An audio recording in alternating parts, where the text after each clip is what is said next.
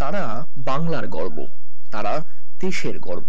তাদের কাজ স্বীকৃতি পেয়েছে জাতীয় স্তরে, নিজেদের কাজের জন্য পেয়েছেন জাতীয় পুরস্কার। এবার তাদের বাংলা থেকে সম্মান জানানোর পালা। বাংলা থেকে শিল্প, সিনেমা ও সঙ্গীত জগতের যে কলাকুশলীরা জাতীয় পুরস্কারে ভূষিত হয়েছেন, এবার সেই কৃতীদের বিশেষ সম্মান জানালো অ্যাঞ্জেলস ক্রিয়েশন। অনুষ্ঠানের নাম বাংলার জাতীয় গর্ব। অনুষ্ঠানে উপস্থিত ছিলেন কৌশিক গঙ্গোপাধ্যায়, চূর্ণী গঙ্গোপাধ্যায়, রূপা গঙ্গোপাধ্যায় প্রমুখ কৃতী শিল্পীরা। অ্যাঞ্জেলস ক্রিয়েশন আয়োজিত অনুষ্ঠান বাংলার জাতীয় গর্বে সম্মান জানানো হলো বাংলা থেকে জাতীয় পুরস্কার প্রাপ্ত শিল্পীদের। এ যাবৎ সকল জাতীয় পুরস্কার প্রাপ্তদের সম্মান জানানোর এমন কোনো অনুষ্ঠানের আয়োজন হয়নি কোনো রাজ্য সরকারের তরফে, দাবি আয়োজকদের। অনুষ্ঠানের আয়োজক সঙ্গীতা সিনহার কথায়, বাংলা আসলে আমাদের বড় অভিমানের জায়গা। কত প্রবাসী বাঙালি যারা বাইরের দেশে থাকেন কিন্তু নিজেদের মধ্যে কোথাও ঠিক বাঁচিয়ে রেখেছেন একটা বাংলাকে। এমনই মায়া এই বাংলার মাটির। আর আমাদের এই প্রিয় বাংলাকে যারা শুধু ভারতবর্ষে নয় সারা বিশ্বের মাঝে এক অন্য উচ্চতায় পৌঁছে দিয়েছেন, তাদের আমরা কর্নিশ জানাই। সেই সব মানুষ যারা নিজেদের প্রতিভা এবং নিরলস পরিশ্রমের দ্বারা বিভিন্ন ক্ষেত্রে বাংলাকে নক্ষত্রের মতো উজ্জ্বল করে তুলেছেন সারা পৃথিবীর আকাশে, তারা প্রত্যেকেই বাঙালির গর্ব, তারা আমাদের জাতীয় গর্ব। বাঙালি হিসেবে আমরা যেন তাদের এই অবদানের প্রাপ্য সম্মান দিতে পারি। প্রত্যেকটি বাঙালির মনে যেন তাদের নাম চিরস্মরণীয় হয়ে থাকে, এই আমাদের উদ্দেশ্য। আজকে সকলকে একই মঞ্চে পেয়েছি। আমাদের বাংলার গর্ব, আমাদের বাংলার জাতীয় গর্ব, যারা বাংলাকে রিপ্রেজেন্ট করেছে পৃথিবী, দেশ, সর্বত্র, তো সকলকে আজকে আমরা একই মঞ্চে পেয়েছি। এটা তো শুধুমাত্র বিনোদন বা মিউজিকের ক্ষেত্রে, চেষ্টা করবো খেলা এবং বিভিন্ন সেক্টরে যাতে করে আমরা সবাইকে একই মঞ্চে পাই এবং বাংলার জাতীয় গর্ব হিসাবে তাদেরকে সম্মানিত করতে পারি। ধন্যবাদ।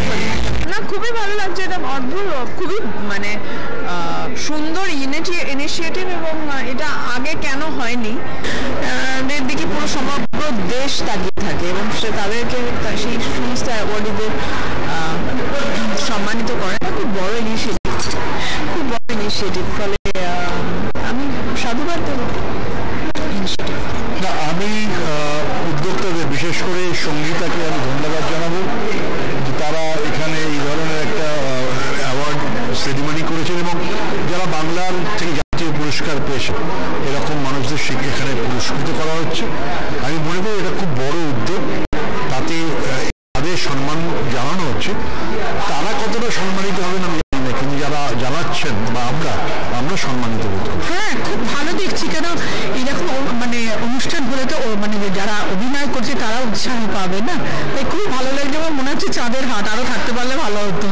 হ্যাঁ, এরকম একটা সুন্দর আয়োজন এবং সবসময় পুরস্কার মানুষকে এগিয়ে দেয়। পুরস্কার যখনই পাই, যে পুরস্কারই পাই না কেন, সেটা একটা ইন্সপিরেশন, আনন্দ হয় এবং আরো ভালো করে কাজ করার ইচ্ছেটা বেড়ে যায়। সুতরাং এইরকম অনুষ্ঠানে যখনই আসি তখনই একটা আলাদা পাওনা, আলাদা ভালো লাগে। জলপাইতে কোনো ভালোবাসাটাই জলপাইতেই ভালো। অ্যাওয়ার্ড পেতে সবসময় ভালো লাগে এবং যেখানে অ্যাওয়ার্ডই অনুপ্রেরণা দেয়, তো এটাও ভালো লাগলো। আর ভবিষ্যতে অ্যাওয়ার্ড ফাংশন আরও হোক আর কি।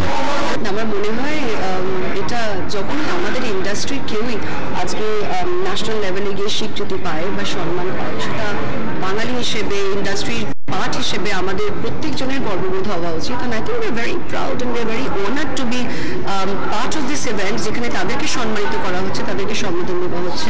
সো ইয়েস, পরিবার হিসেবে একটা ছোট্ট সেলিব্রেশনই বলতে পারি। সো আই থিঙ্ক বেঙ্গলেরও পেছনে থাকা উচিত না, অ্যান্ড সেটা ফাইনালি হচ্ছে। ইট ওয়াজ লং ডিউ, অনেক আগেই হওয়া উচিত ছিল, but finally it is happening and we are very happy to be a part of it.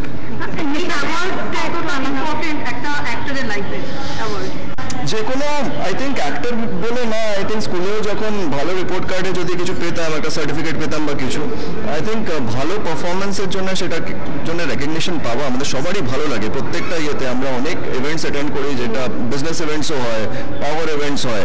তো আই থিঙ্ক ইটস মোটিভেশন যে আমরা ভালো কাজ করছি, তো সেটা রেকগনিশনও পাচ্ছি। Bureau report, channel 10।